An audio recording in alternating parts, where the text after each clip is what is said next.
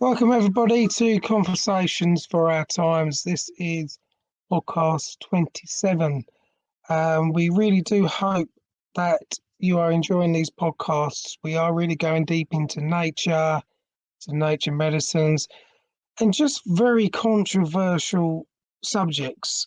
And we want to share these with you because it's all truth at the end of the day. So what we're going to be talking about today is also another controversial subject. We're going to talk about the real climate change, and we want to give people the basic sort of understanding of what the real climate change is.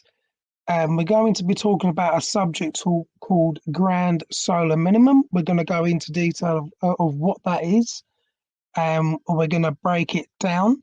There are many factors to do with grand solar minimum. There's not just one thing, because ultimately our governments, without getting too conspiratorial, our governments are peddling and perpetuating this lie, unfortunately, for man-made global warming. It isn't the truth.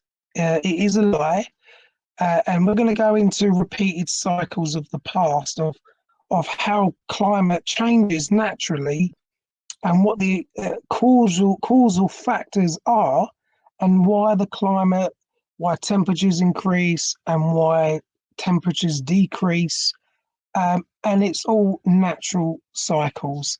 So we're going to be talking about what is happening with the Sun-Earth relationship. Because we just feel it's our duty to share what we've learned the past few years. And it is one of the most important subjects today because we have to squash the epic lie that has been spun on us. So we don't mean to upset anyone with these controversial subjects, but they must be talked about.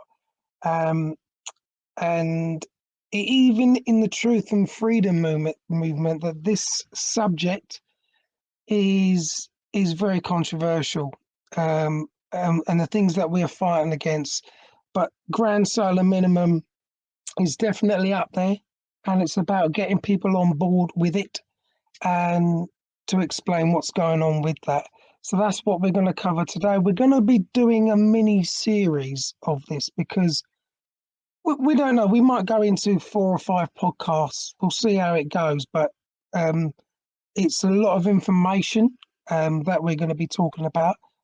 As I say, there's many factors. And I have my notes here like I normally do because I don't want to miss anything out. And if I need to read anything, I'll go ahead and do that. But it's just the way that I work, and it works for me. And we hope you enjoy this one. Because it's very interesting indeed. So how you doing, John?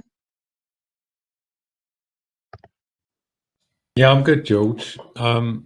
Yeah, very interesting subject. I got introduced to this by our mutual friend. I think it was like 5 years ago now. But it's fascinated me. I mean, the solar system has always fascinated me. And when I started reading into grand solar minimum, that was the start of it. But then I started to look at the sun, and it's quite a phenomena. I mean, the sun is 99-point-something% mass of the solar system. So even based on physics, if something is that mass of our solar system, it means that it has an incredible influence on the planetary bodies. And the magnetic field of the sun actually stretches out past Pluto. So I think it's really important before we start discussing this is to bring in the theory of the electric universe. And this is really important to consider this, because, as we will discuss, a lot of the solar activity is magnetic or electromagnetic, and obviously it has the effect it has on our planet, because we are held in this coupling of our magnetic field and the sun's magnetic field. And it's the magnetic fields which are actually influencing the activity of the sun. And where that magnetic field of the sun actually connects to, there are theories that it's connected to the center of our galaxy. And it's the center of the galaxy that is almost acting like a transformer, or the suns are transformers. So this plays into this. Everything is interconnected, and what we can observe on the macrocosm, we can also see in the microcosm. And my supposition is that everything has an electromagnetic. Well, it's proven that everything has an electromagnetic field, but I believe, along many others, that it's the electromagnetic connection which is actually the driving physical force of the universe. And every bit of life is connected to everything else by these electromagnetic fields. And we have people like Tesla, etc., who knew that these things existed, and people like Manly P. Hall, who knew that those things had an incredible influence. So in this podcast, we're going to be discussing about GSM, or grand solar minimum. There's also a grand solar maximum, but the reason we're discussing grand solar minimum is, according to many scientists in this particular field, we are in a grand solar minimum at the moment.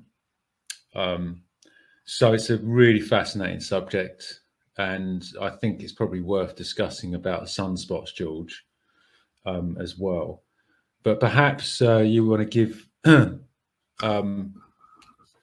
your view on what grand solar minimum is, and a bit about your research into it and how you came across it, etc. Yeah, sure, John. It's the same thing.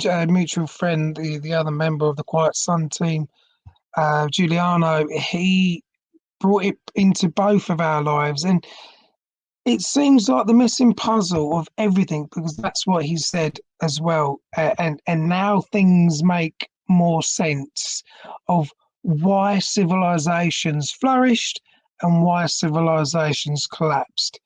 It is everything to do with the sun.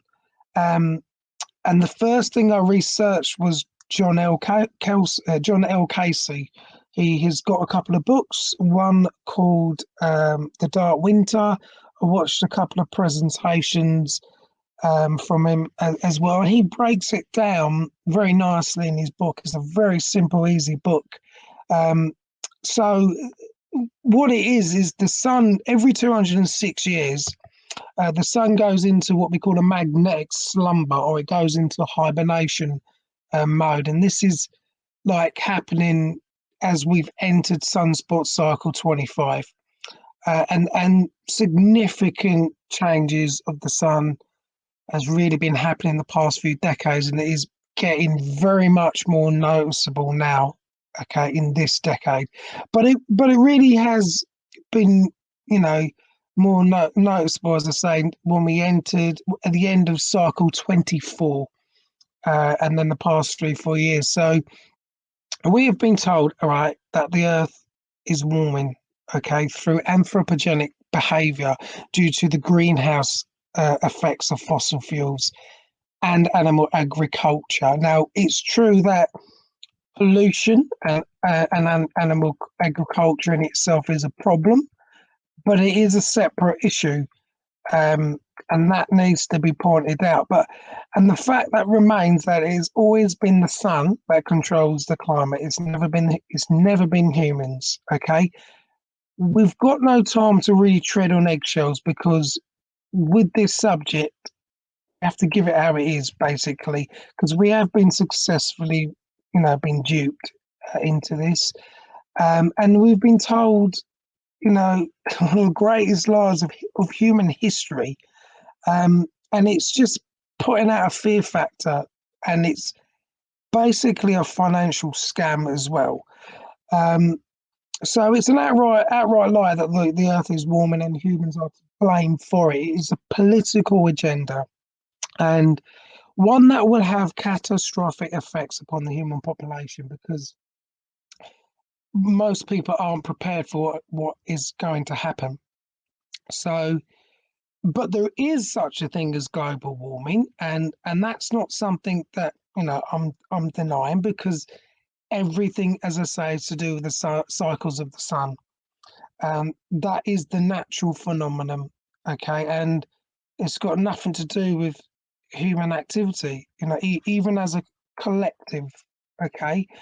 And we've just been blamed for something that isn't true, that we've been heavily taxed um, for it, and the money's been stolen from us. There's no other word for it. So, and we haven't consented to any of this. But yeah, so I mean, there is another thing that I wanted to mention, that there is such thing as weather modification. There is, coupled by that with grand solar minimum. Okay, people can look into this stuff themselves. The evidence is very easily out there. Um, Operation Cumulus and the Lynmouth disaster. Now, although, as I say, it's a fact that the government and the military do have technology that controls the weather, it was made public by the BBC radio, admitting to the release of official US Air Force documents back in 1996 describing artificial creation of floods, hurricanes, droughts, and earthquakes. Okay, so this was the Lynmouth disaster back in 1952. Okay, I don't deny that they have this technology, and I don't deny that they have HARP technology. All this stuff is is really easily researchable. Okay, but I want to state clear: whatever technology that they have will never be as powerful and as almighty as the sun.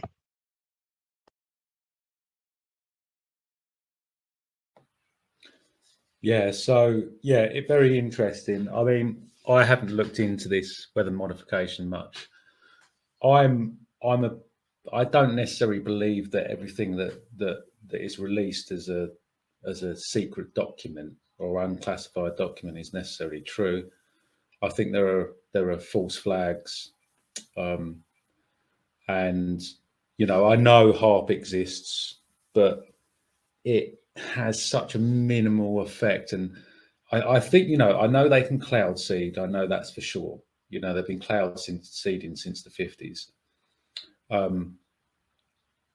I don't know about earthquakes. You get fracking quakes, quakes that are caused by this fracking. But yeah, I'm not, denying that there can be this type of weather modification. But I also think, and this is the thing about the CO2 narrative, is when you try to, as conspiring parties try to fool people into believing a particular narrative, such as CO2 drives temperature, what you do is you're basically trying to shift the perception of a particular thing, and you're trying to disconnect people from the natural cycles.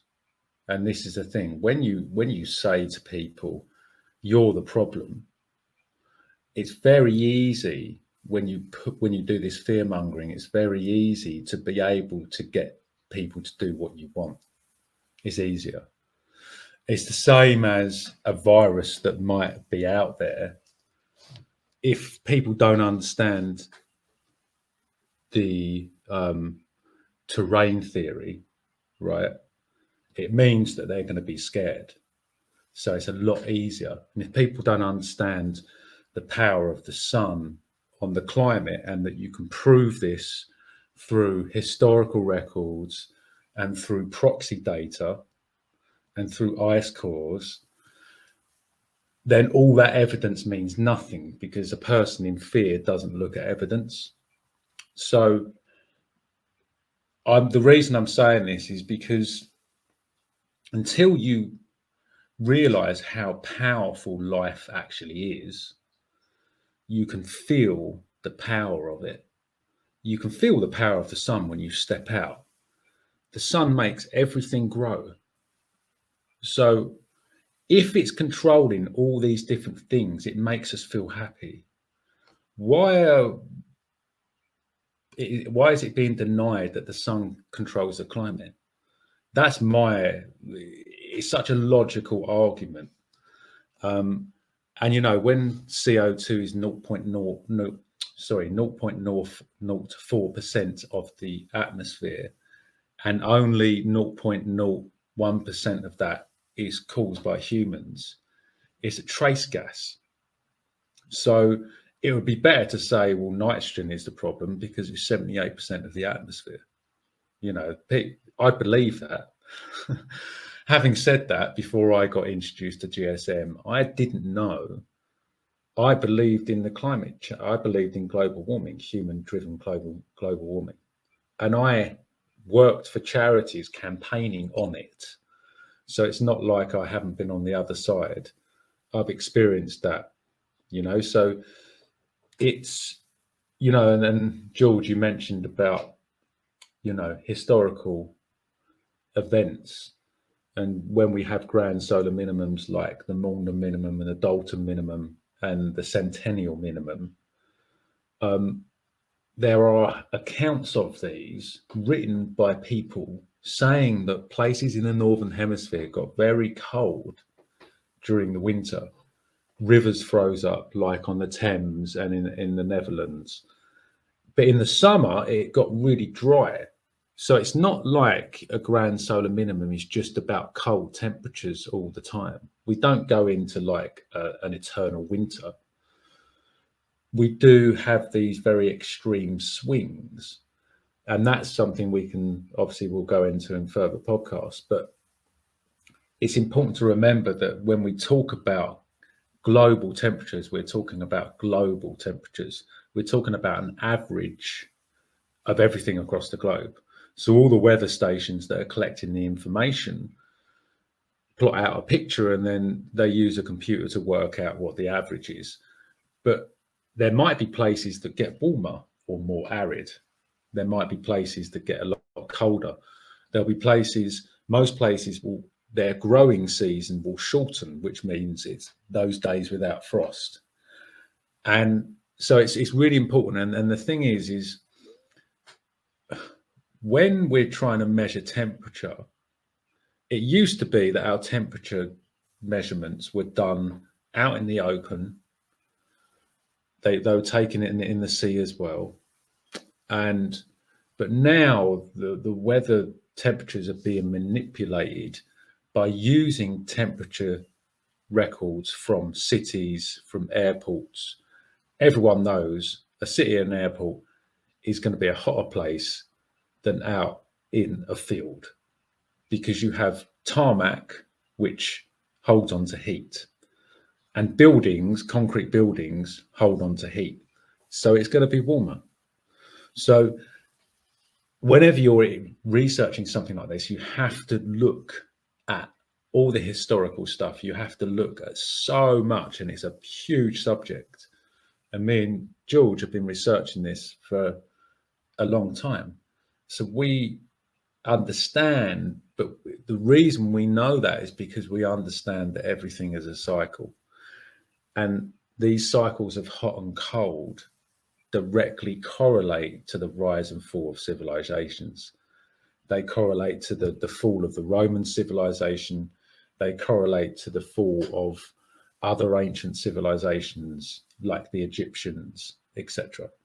So it's something that can be corroborated by many different areas, and it's not just about looking at the temperature records, it's also looking at people's accounts of what happened in those times.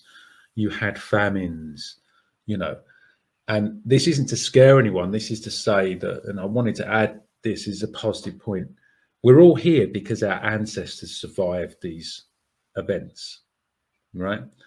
And which means that we have it in our DNA to be able to adapt. We know what to do. As a basic human species, we know how to adapt to our environment.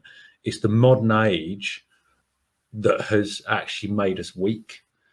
And the more we are in nature and the more we pay attention to it and realize we're part of it, the more we will be able to understand and accept that we can adapt. And once you do that, you actually empower yourself because you're no longer at the dictates of outside forces. It's something deeply inherent within us. So yeah, great. And I mean, Jules, do you want to add anything to that? Yeah, absolutely. I totally agree with what you're saying. Everything is to do with, to empower us. It's not to fear monger. We are sharing our story of how we got into grand solar minimum. I was on the other end of the scale as well with it. I believed in anthropogenic global warming.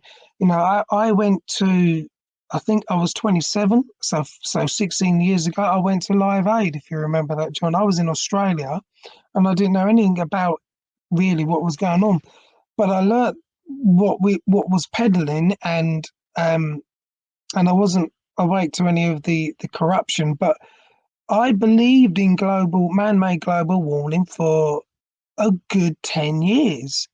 It is not. I haven't gone straight to global cooling. This is the thing that we need to remember, that we have looked at both sides. And when you start to look into what global cooling is, what the sunspot cycles are, what the grand solar minimum is, and you look at the Earth's history, not just the last 140 years, this is what the climate alarmists are only looking at. Yeah, we need to look back at the Earth's history, and we can do this for millions of years. Okay, we can do this by the ice core samples, and we can go back thousands of years with tree rings, and the evidence is there. We can, you know, see what the temperatures are, and they fluctuate, but they have a lot to do with sunspot cycles as well. You know, what we're saying is that it's always been the sun that drives our climate, regardless of what we've been told. Okay, we want to make it clear that Earth is cooling, that it's not warming. Okay, the natural global warming ended within the last decade.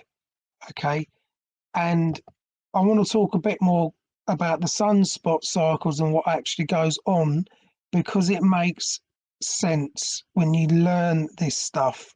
Um, the sun's activity and the sunspot cycles are what actually determine the climate here on Earth. Okay, and a sunspot cycle can average 11 years, give or take a few years, and the number of sunspots is a good indicator of solar activity, and it goes from low to high and back to low in that cycle. Okay, and then the solar minimum is a period when sunspot numbers are relatively low, and then the solar maximum is a period when sunspot numbers are relatively high. So we've gone into cycle 25. It's begun, and it's been predicted that the average sunspot will peak at 50 or less. Okay, and that's considerably less than what we're used to. And sunspot counts are not always easy to determine. Okay, but the last cycle we can look at cycle 24. It seemed to average in the 80s, um, and that, as you said, since the centennial minimum, that was the lowest cycle since since the centennial minimum, which was back in early 1900s. Okay, as I say, it's really extremely difficult to collect this information and to predict it accurately. But changes are coming; they're coming really fast, and we're going to notice it in this sunspot cycle. Um, and the easiest way to understand all this is the lower the lower the sunspot count during the maximum, the larger the negative effect of weather here on Earth will be.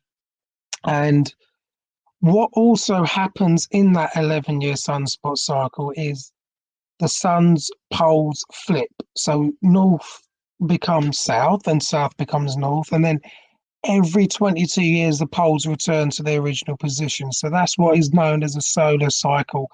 Some people say it's a polar cycle, but solar polar cycle. Um, and then the grand solar minimum occurs when there is several sunspot cycles that exhibit that less sun activity than what it has normally has been. So for several sunspot cycles, this grand solar minimum is believed to be 22 or 33 years. So that's 2 or 3 of those 11-year sunspot cycles. But some Russian scientists predict that it could be even as low as 0 in this cycle, and cycle 26 that's coming. And members of the Russian Academy of Sciences are convinced that it will be a mini ice age. We'll have to see and see what happens, because John L. Casey says he doesn't think it will be a mini ice age, but it will be bad enough. It will be bad enough. It will be noticeable. The changes that are coming. There has been food shortages around the world. 50% crop losses in the last few years. Me and John and Juliana have kept an eye on this on Diamond's channel, Oppenheimer Ranch Project, and Magnetic Reversal News. They're very good podcast channels, and they show all this evidence of the last few years. You've got some great updates on that. But yeah, no, as I say, John, we have to see how bad it gets. We don't know at this stage. We can only prepare. Exactly, George. And this preparation, it isn't about going out and buying loads of stuff. The preparation is really begins with the mental or the psychological preparation. And we have to. It's hard to accept that you can't control stuff, and this is like a human.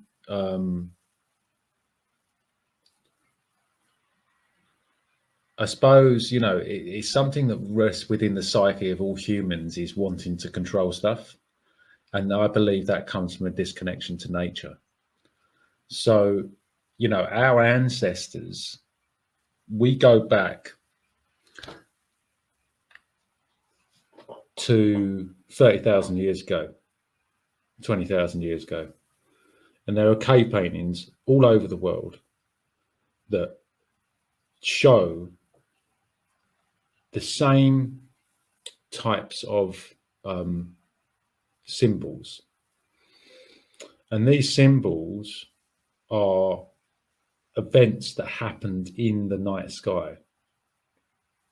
So we know what the aurora borealis is, or the northern lights is.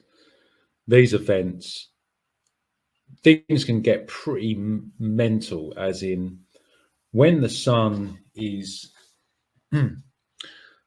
when the sun goes into grand solar minimum, the sunspot cycles decrease. What this does is the sun's magnetic field also starts to weaken, which means our magnetic field starts to weaken. And that allows the aurora borealis and the aurora australis, the northern and the southern lights, to extend further towards the equator. And as our magnetic field starts to wane, these produce these shapes in the sky that our ancestors all over the world, and I'm talking caves in Europe, in Australia, in Africa, in South America, it's global. They all show the same thing. So the reason I'm saying this is because this preparation is really important, and our ancestors saw this and they put them down because they knew it was important and they wanted to document it. You know, so we can learn a lot by looking into the past. We can learn a lot about what sunspots are. You know, they first started getting recorded in the 17th century, or observed rather, and we know that there are cycles. And as you mentioned, this grand solar minimum, many people have predicted this and that. Valentina Zarkova actually was the only person that predicted the right amount of sunspots in cycle 24, and we're halfway through cycle 25. We're kind of starting to come out of solar maximum, the solar maximum of this cycle 25, and her prediction is that cycle 26 will be lower and we will come out of it in cycle 27. Now she's very, very good. She's written a lot of papers, but nobody knows for sure. We could have one similar to a Maunder minimum. We could have one similar to a Dalton minimum. And as you said, George, you know, these 11-year cycles, sometimes we can be in a grand solar minimum for 3 cycles. Some solar minimum cycles have gone on for 5. You know, what we can record. But if you go even further back, it could have been a lot more than that. I personally don't think, from everything I've watched, not that I'm an expert, but that we will have cold times. But I think we might have a lucky escape in regards to grand solar minimum. But I also think that before, people were much hardier and they knew how to grow food. And the problem is our agricultural system is globalized. So most of our food comes from huge farms. And when you have erratic weather patterns in a growing season on a huge farm, it is catastrophic. On a smaller farm, it's a lot easier to manage. So that's something to really consider, because if we want to, and I'm not talking about surviving, I'm talking about thriving. If we want to thrive, then we need to either grow our own food or source our food from these farms that are going to be able to adapt to the changing environment. And this is one of the reasons I started studying permaculture and studying the soil, because I knew that actually if you can create a microclimate, you might be able to extend your growing season. You can increase the temperature or store more water. And these things are very important. I also wanted to kind of go back to what I said before, which is that just because the earth is cooling, it doesn't mean that things are just going to get cold. There are going to be fluctuations. We are going to have hot summers, I guarantee you, but they'll be erratic. We're going to have cold winters, but they'll be erratic. We're going to have a lot more rainfall. You know, cloud nucleation is something we can get into in a future podcast. But, you know, Svensmark, who's very famous, of actually coming up with this theory of cloud nucleation, and that the sun is affecting the clouds, or the lack of energy coming from the sun actually builds up more cloud, and that then cools the earth even more.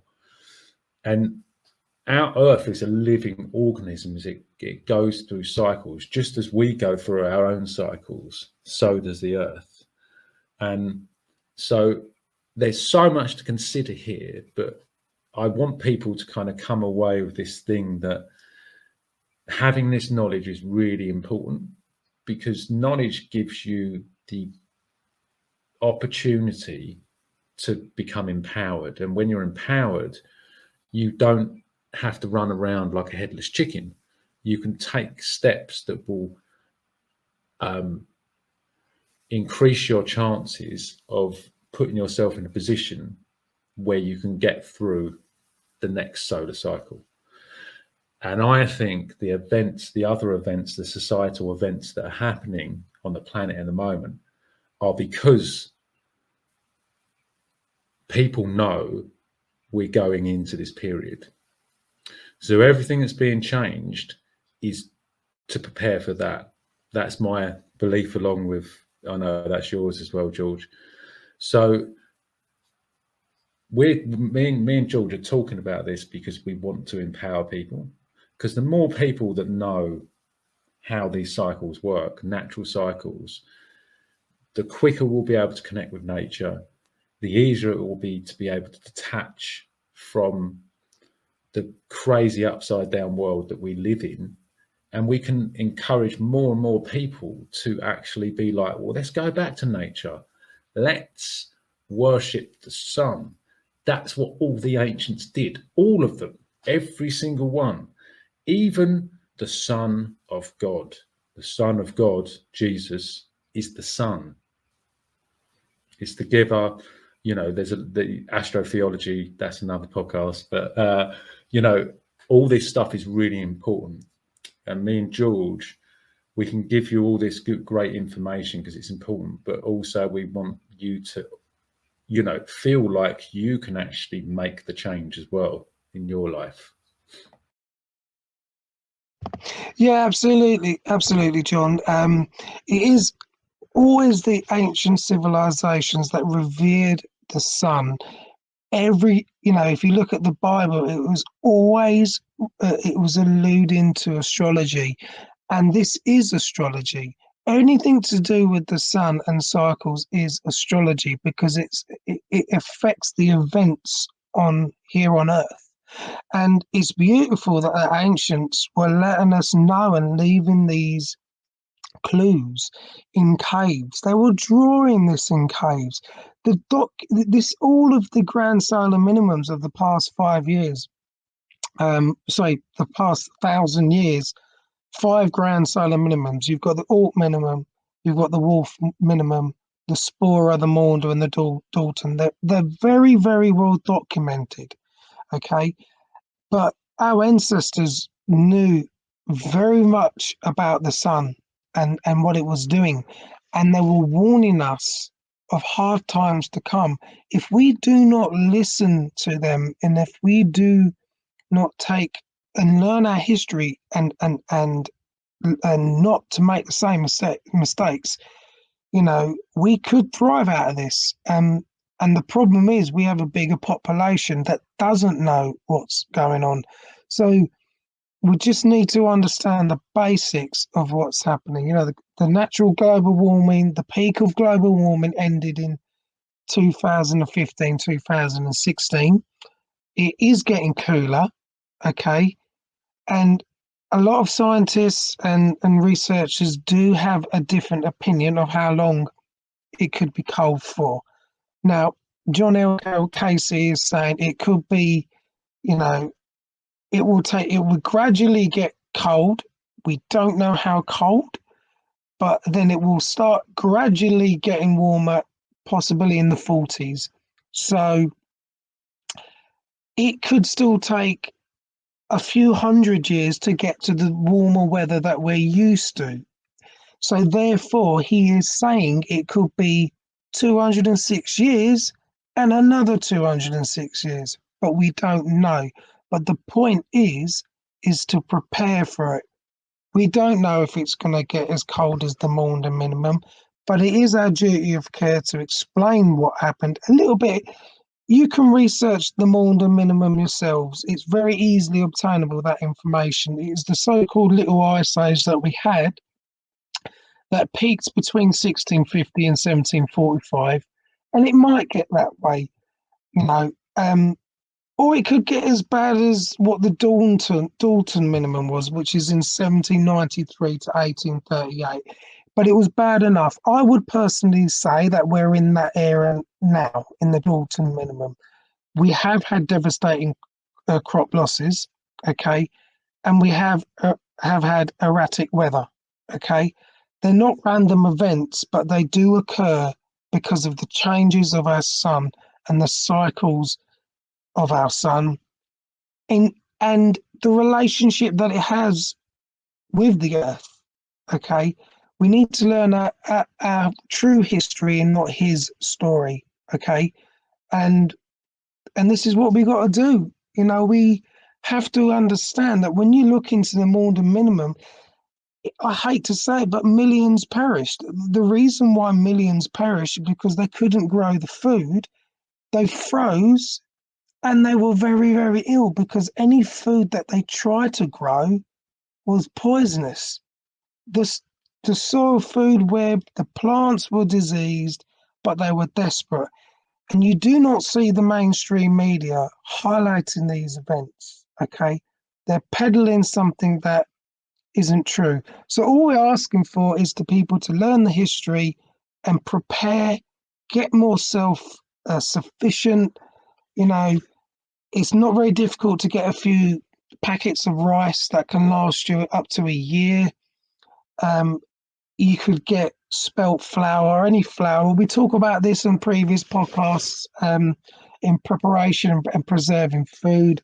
You can easily get a big tub of spelt flour, and that will last at least a year to 2 years. You can get um, pasta, spaghetti, these kind of stuff will last you a very, very long time. You can get tin food. It's not the most healthiest, but you know, you preserve what you can, and you can still survive on one meal a day. You can survive on fasting if it does get that bad. You know, I don't particularly have a lot, but I know through these hard times that I'm going to be one of the people that survives and could potentially thrive out of what is coming because I'm very, very, very well prepared when it comes to no food. And that's the most important thing. And permaculture skills, you know, it is all connected to everything that we're talking about, you know. And also wanted to quickly mention, because I know we're coming to the end of the podcast, is, you know, people in history that knew what was happening when it came to with regards to the sun, they adapted very, very well.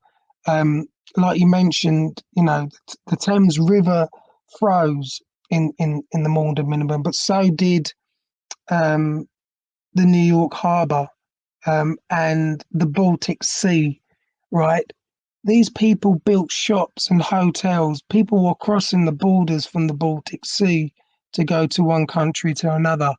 The point is, they adapted very, very well and they came together as a community and they survived through it. Okay. It's not going to be pretty, but you know, it's about adapting to the situation. And this channel is about giving you the tools to do that mentally, emotionally, physically, and spiritually, getting the books of history, keeping the hard copies so we can pass it on to the next generation, because it's all there for us to learn and all there for us to get through. We can't get around this. This is for us to get through. And whilst we've got the electrical grid, let's make use of it because we don't know what's going to happen with regards to that. But none of this is to fear you. All this is to empower you and make the best of what's coming. So I just wanted to add that, John, and we can certainly go into more in detail of this subject in the next podcast. We're going to do a mini series, and this will be part one again. Brilliant, George. Thank you.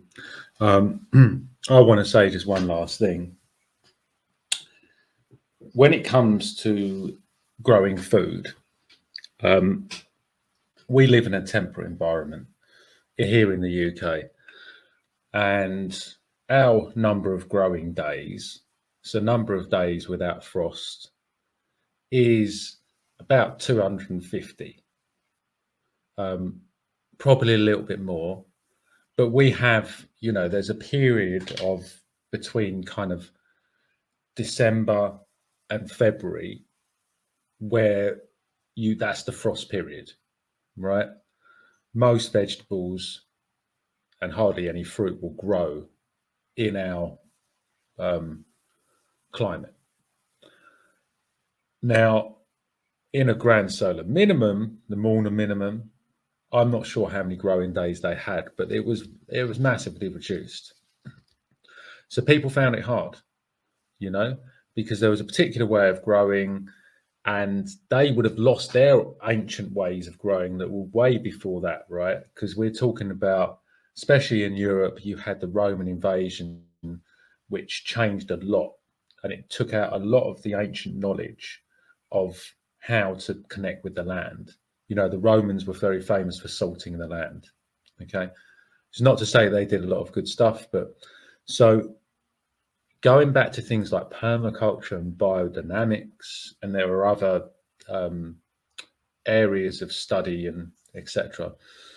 that are about nurturing the earth. So the guy that does a lot of stuff about GSM is a guy called Diamond. George mentioned him before, and he is in the mountains in Colorado, and his growing season is about 100 days, and he grows plenty of food to be able to sustain himself.